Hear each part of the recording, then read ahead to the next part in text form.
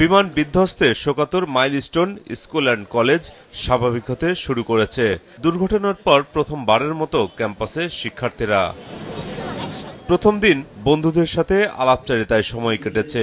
পাশাপাশি বিমান দুর্ঘটনায় নিহতদের আত্মার মাগফিরাত ও আহতদের দ্রুত সুস্থতার জন্য দোয়া মাহফিলে অংশ নেন। ছোট ভাই বোন মারা গেল, ওর জন্য কষ্ট লাগছে, কারণ পিচ্ছি পিচ্ছি বাচ্চা কাচ্চা, ওরা কি বা দোষ করেছিল, ওদের উপর এত বড় আজাব কেন পড়লো।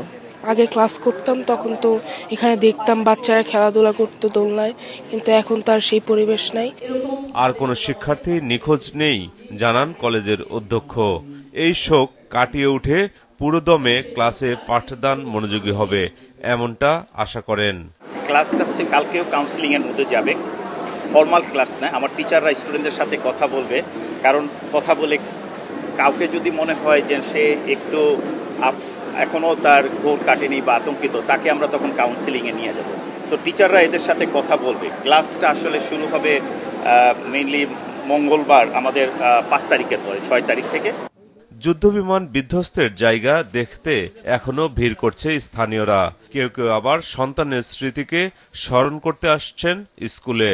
ও তো ক্লাস শেষ করে নিচে আসছে কোচিং করবে, এই যে রেইনবো সেকশনটা, ওই সেকশনটা ও ব্যাগটা ক্লাসে রাখছে, রাখে এইখানে এই যে এইখানে এসে দাঁড়িয়ে রয়েছে। আর এমন সময় বিকট শব্দ হইয়া বিমানটা ব্লাস্ট হয়েছে, সামনে পড়াতে মানে আতঙ্কিত হইয়া ভয় পাইছে, আর আগুনে ফুরে টুরে পিছনে পড়ে গেছে। আপনার হোস্টেলে বারান্দায় রয়েছে, ভাবতেছে যে বিমানটা মনে হয় ল্যান্ড করবে।